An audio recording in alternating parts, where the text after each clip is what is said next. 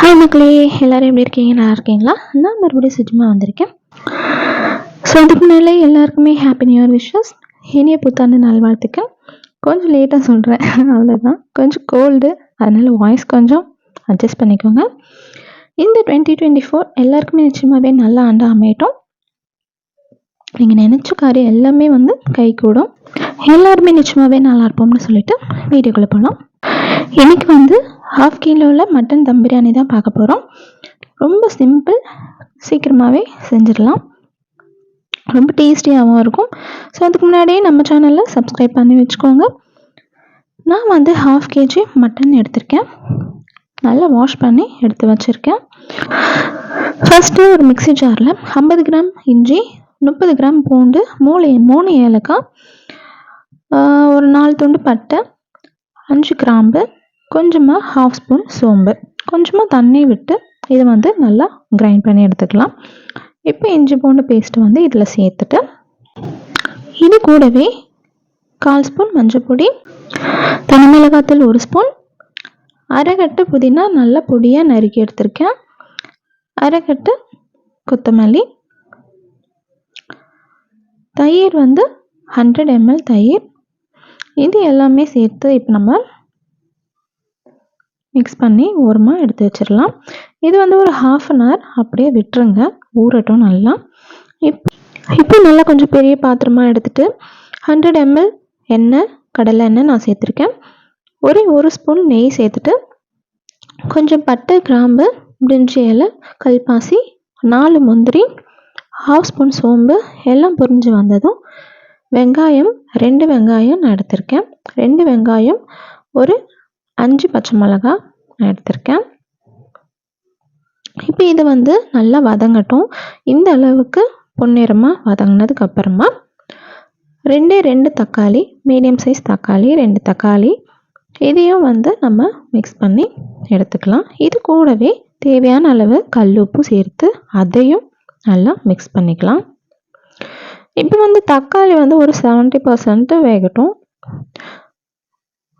இப்போ இந்த அளவுக்கு வெந்ததுக்கு அப்புறமா நம்ம எடுத்து வச்சுருந்த மட்டனை இதில் சேர்த்துக்கலாம். இப்போ இது கூடவே சேர்த்துட்டு நல்லா ஒரு முறை கலந்து விட்டுட்டு, இது ஸ்டவ்வை சிம்மில் வச்சுட்டு ஒரு 7 மினிட்ஸ், ஒரு 7 நிமிஷத்துக்கு லிட்டு போட்டு மூடி சிம்லேயே வச்சுருங்க. நல்லா தண்ணி விடும், அதுலேயே கொஞ்சம் வெந்துடும். டைம் மட்டும் நீங்கள் கரெக்டாக நான் சொல்கிறத நோட் பண்ணிக்கோங்க. ஒரு 7 நிமிஷத்துக்கு அப்படியே விட்டுருங்க. இந்த அளவுக்கு தண்ணி பிரிஞ்சு வந்திருக்கு பாருங்கள். இப்போ இது ஒரு முறை தண்ணி பிரிஞ்சு வந்ததுக்கு அப்புறமா மிக்ஸ் பண்ணிவிட்டு மறுபடியும் லீட் போட்டு மூடி வைங்க. ஒரு 2-3 நிமிஷம் அப்படியே மூடி வச்சாலே நல்லா தண்ணியெல்லாம் வறண்டு எண்ணெய் பிரிஞ்சு நல்லா வெளியில் வரும். பாருங்கள் எந்த அளவுக்கு நல்லா வந்திருக்கு அப்படின்னு. இப்போ இதுலேயே நல்லா ஒரு மட்டன் 50% வெந்துடும். இப்போவே நல்லா வெந்திருக்கும். ஏன்னா நம்ம ½ அன் ஹவர் தயிரில் ஊற வச்சுருக்கோம் இல்லையா, அதனாலே மட்டன் நல்லா சாஃப்டாக வெந்துடும் சீக்கிரமாகவே. இப்போ நான் ½ கேஜி அரிசி எடுத்திருக்கேன் இல்லையா, ½ கேஜினா 2.5 கிளாஸ் வரும். இப்போ இந்த 2 கிளாஸ் அரிசிக்கு 5 கிளாஸ் தண்ணி சேர்த்துட்டு நல்லா லீட் போட்டு மூடிட்டு நல்லா ஒரு 20 நிமிஷம் 20 மினிட்ஸ்க்கு அப்படியே விட்டுருங்க. அதை டிஸ்டர்பே பண்ணாதீங்க, நல்லா கொதிக்கட்டும், ஹையில் வச்சு விட்டுருங்க. இப்போ நம்ம ரைஸை ஊற வச்சுக்கலாம். 2 முறை வாஷ் பண்ணிவிட்டு அரிசி முழுகிற அளவுக்கு தண்ணி சேர்த்தா போதும். இந்த அளவுக்கு நீங்கள் தண்ணி சேர்த்துக்கோங்க. நான் இப்போ வீடியோவில் காமிக்கிறேன் இல்லையா, அந்த அளவுக்கு பாருங்கள். நல்லா அரிசியை அழுத்தி விட்டு தண்ணி சேர்த்துக்கோங்க. இப்போ 20 மினிட்ஸ்க்கு அப்புறமா நம்ம ஓப்பன் பண்ணி பார்த்தோம் அப்படின்னா மட்டன் நல்லாவே சாஃப்டாக வெந்திருக்கும். 20 மினிட்ஸ்க்கு மட்டும் வேக விடுங்க போதும், அதுவே கரெக்டாக வெந்துடும். எந்தளவுக்கு சாஃப்டாக வெந்திருக்குன்னு பாருங்கள்.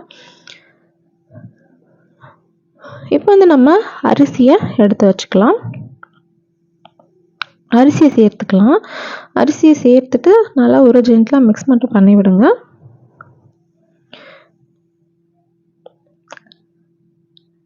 இந்த அரிசி நீங்கள் எப்போ ஊற வைக்கணும் அப்படின்னா, தண்ணி ஊற்றிட்டு நம்ம 20 நிமிஷம் வைப்போம் இல்லையா, அப்போ அரிசியை ஊற போட்டுங்க. இப்போ இது கூடவே நான் ½ லெமன் பிழிஞ்சு விட்டுட்டு அது ஒரு முறை கலந்து விட்டுட்டு, அரிசி ஊற வச்ச தண்ணி 1/4 கிளாஸ் இருந்தது. அதையும் நான் வந்து இது கூடவே சேர்த்துக்கிறேன். இப்போ அது வந்து ஒரு முறை மிக்ஸ் பண்ணிவிட்டு லிட் போட்டு க்ளோஸ் பண்ணி மூடி வச்சிடலாம். உப்பு, காரம் எல்லாமே இந்த டைமில் நீங்கள் செக் பண்ணிக்கோங்க. கம்மியாக இருந்தால் சேர்த்துக்கோங்க. இப்போ நான் லிட் போடுறதுனால வந்து அந்த ஹோல் வந்து ஒரு பேப்பர், டிஷ்யூ பேப்பர் எதுனா வச்சு நான் வந்து க்ளோஸ் பண்ணிக்கிறேன்.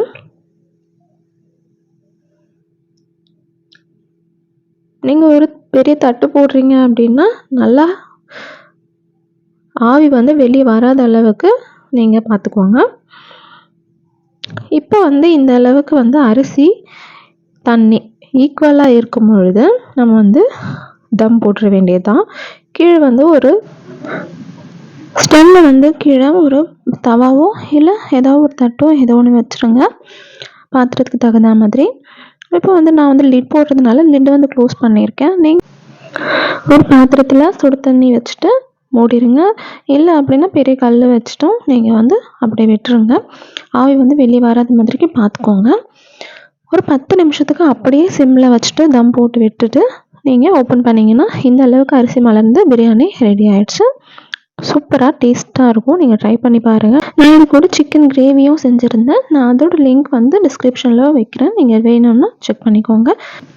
இந்த வீடியோ உங்களுக்கு பிடிச்சிருக்கோன்னு நினைக்கிறேன். ப்ளீஸ் லைக் பண்ணுங்கள், உங்கள் ஃப்ரெண்ட்ஸ்க்கும் ஷேர் பண்ணுங்கள், சப்ஸ்கிரைப் பண்ணி வச்சுக்கோங்க மறக்காமல் சுஜிமான் கண்மா சேனலை. அப்போ தான் நான் போடுற அடுத்தடுத்த வீடியோ நீங்கள் மிஸ் பண்ணாமல் பார்க்க கரெக்டாக இருக்கும். நான் வேறு வீடியோவில் வரேன். தேங்க்ஸ் ஃபார் வாட்சிங்.